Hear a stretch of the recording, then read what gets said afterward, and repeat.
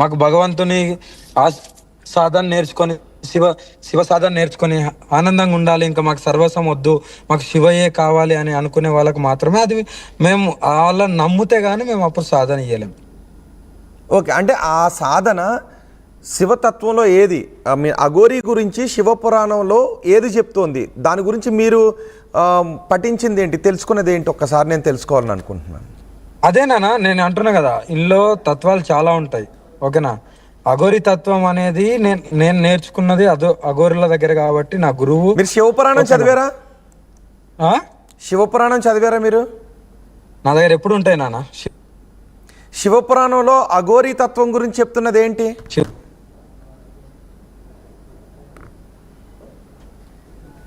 భగవంతుడికి లీలమై లోక కళ్యాణం గురించి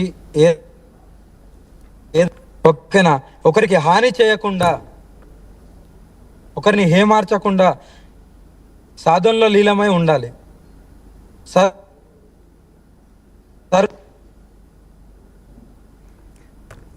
హలో అఘోరీ గారు, మీకు ఫోన్లు వస్తున్నట్టున్నాయి. అవునా, అందుకే కట్ చేస్తున్నాను, బ్రేక్ అవుతుంది.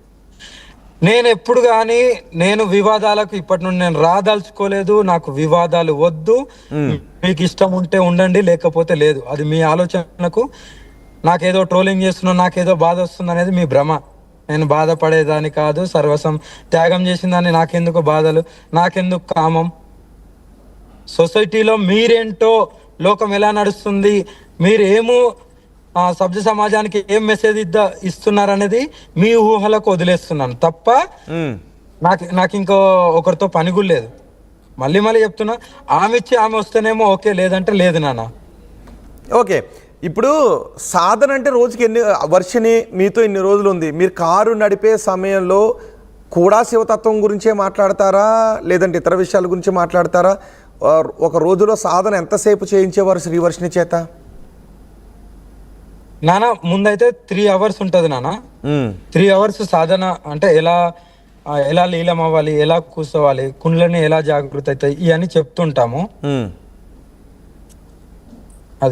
అది చెప్పిన తర్వాతనే ఆమెకు సాధనలో ఎలా గురుమంత్రం ఉంటుంది, ఆ గురుమంత్రాన్ని జపిస్తూ వాళ్ళు కంపల్సరీ అలా ఒక 3 hours స్టార్టింగ్ 3 hours నుండి ఒక్కొక్క ½ an hour 10 minutes అలా పెంచుతూ మాక్సిమం 6 hours 8 hours కూర్చోవలసి ఉంటుంది. అది అంటే ఎన్ని గంటలు నాన్న? ఎన్ని గంటలు చేయించేవారు ఆమెతో సాధన, శ్రీవర్షినితో?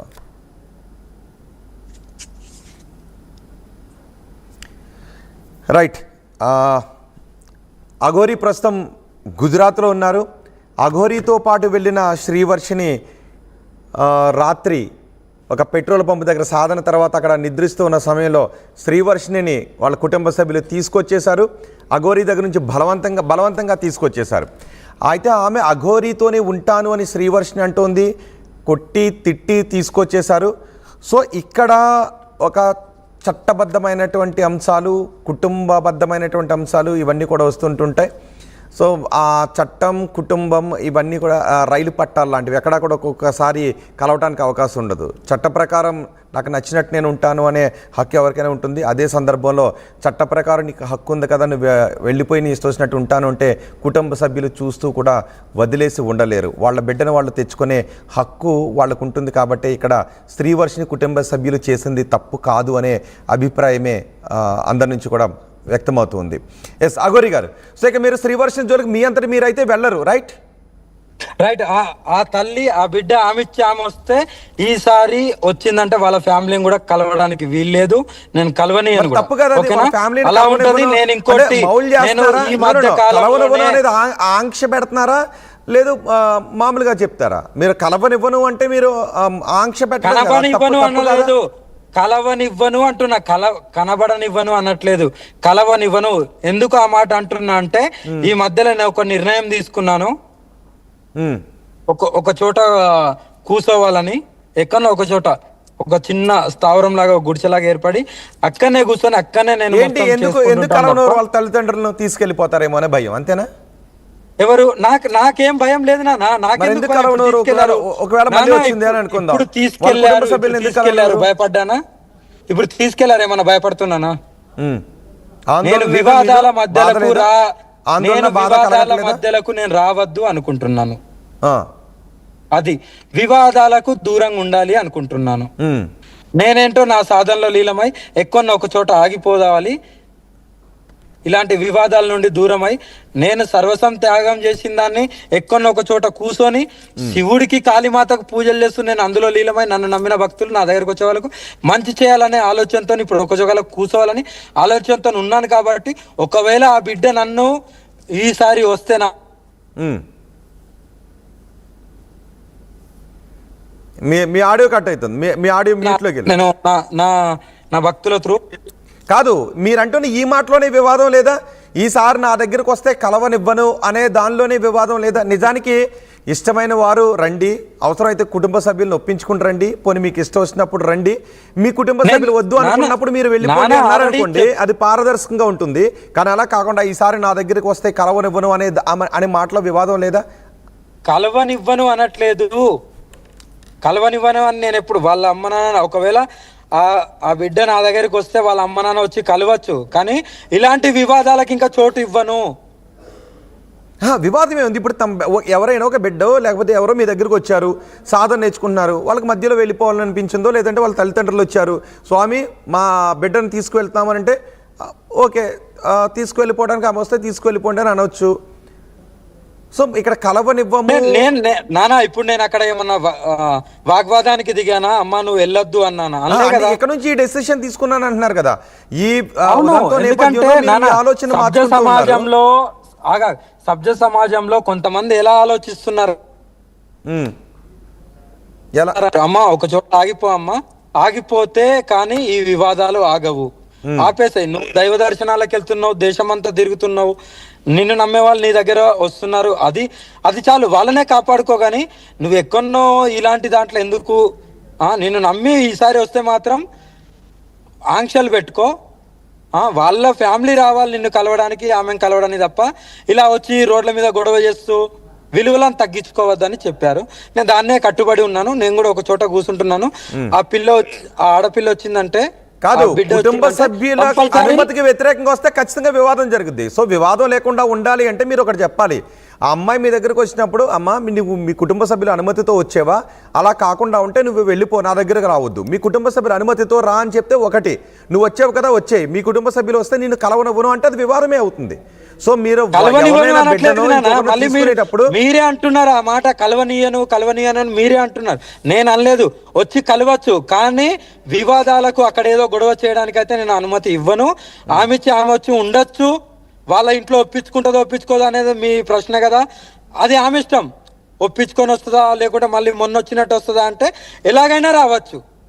అంటే కొంతమంది ఏమంటున్నారంటే కుటుంబ సభ్యుల ఇష్టానికి వ్యతిరేకంగా వస్తే మీ దగ్గరికి రానివ్వద్దు, అది ధర్మం కాదు అని చెప్తున్నారు. కుటుంబ సభ్యుల ఇష్టానికి వ్యతిరేకంగా వచ్చినప్పుడు వాళ్ళని కలవనివ్వను అనేదానికంటే మీ దగ్గరికి రానివ్వకుండా వెళ్ళిపో అని చెప్పడం బెటర్ కదా అని అంటున్నారు. వాళ్ళ కుటుంబ సభ్యుల దగ్గరికే పంపించేసాయండి.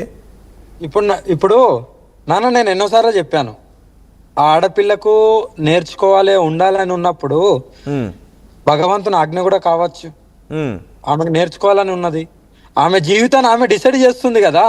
నేనెవరిని వాళ్ళెవరు డిసైడ్ చేయడానికి? నేనెవరిని ఆమె జీవితాన్ని ఇలా బతుకు అలా బతుకు అని నేను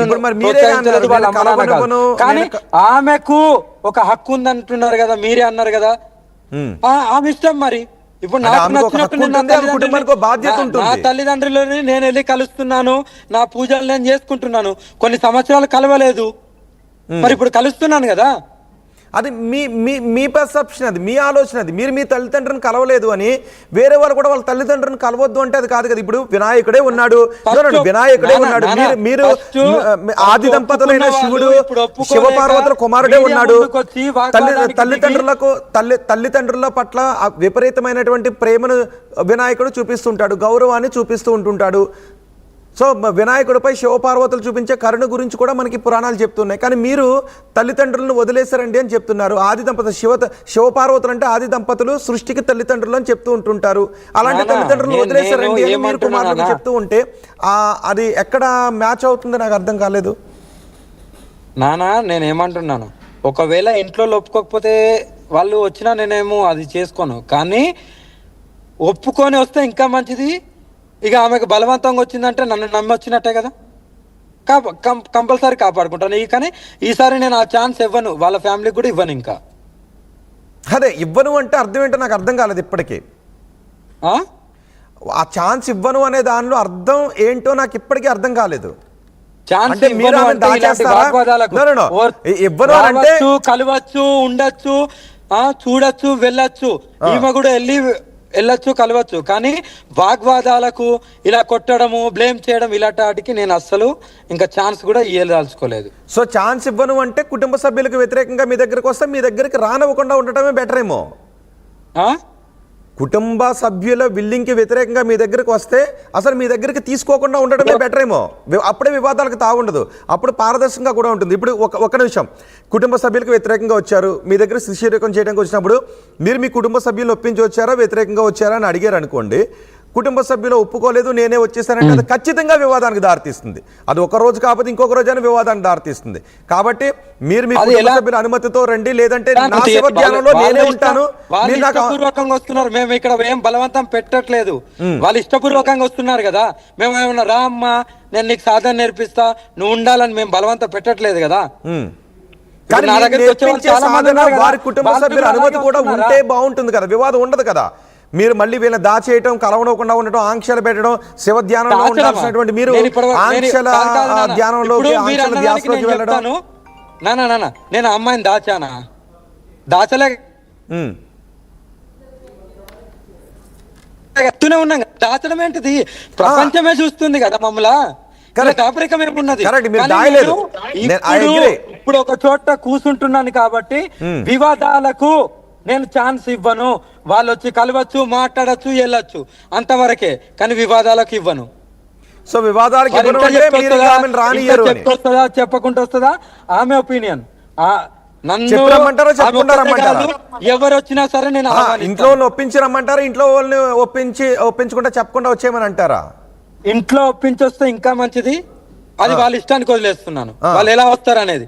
కానీ ఎలా వచ్చినా నేను అందరినీ స్వీకరిస్తాను. నన్ను నమ్మి వస్తే, నమ్మి రాకపోతే నేను ఎవరి ఏమనను. అది ఓకే. సో ఇప్పుడు మీరు ఆమెతో కాంటాక్ట్ చేసే ప్రయత్నం చేయరు, ఆమెకు ఫోన్ కాల్ కూడా మీ వైపు నుంచి వెళ్ళదు, రైట్? నా వైపు నుండి వెళ్ళదు. ఆమె ఇచ్చి ఆమె phone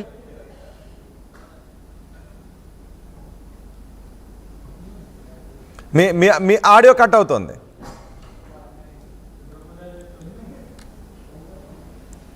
right, okay, right. Aghori గారు, ఇప్పటి వరకు మనం ఒక పోల్ కూడా అడిగాం. అఘోరి శ్రీవర్షిని ఇష్యూలో మీరు ఎవరికి సపోర్ట్ చేస్తారు అంటే మీకు కేవలం 13% మంది మీకు సపోర్ట్ చేస్తున్నారు, 87% మంది మిమ్మల్ని వ్యతిరేకిస్తున్నారు. ఈ పోల్ మీరు ఎలా చూస్తారు? ఫైనల్గా కంక్లూడ్ చేద్దాం. నానా, ఈ పోల్లో, ఈ మెసేజ్లో, ఈ ట్రోలింగ్స్ నేను ఇటు పట్టించుకున్నాను. ఓకేనా, నాకు నేనుగా ఆనందంగా ఉన్నాను చాలు.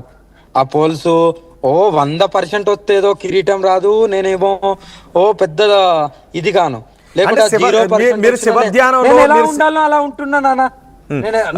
మీరు శివధ్యానంలో ఆనందాన్ని వెతుక్కుంటూ శివధ్యానం చేసుకుంటూ మీరు వెళ్ళిపోతే ఓకే, ఆనందంగా ఉంది. ఇప్పుడు మీకు శ్రీవర్షిని మీతో పాటు తీసుకువెళ్ళడం ద్వారా అశాంతి కలగలేదా? అక్కడ ఒక వివాదం చెలరేగలేదా? మళ్ళీ మీరు దాని గురించి ఆలోచిస్తూ శివధ్యానానికి కాకుండా మీరు ఈ వివరణ ఇచ్చుకోవాల్సిన దాని మీద సమయాన్ని కేంద్రీకరించాల్సిన పరిస్థితి మీ వల్ల కాదా వచ్చింది? నానా ఏమంటారు, నేను నా సాధన టైము, నా పూజల టైం ఎప్పుడు నాది నాకు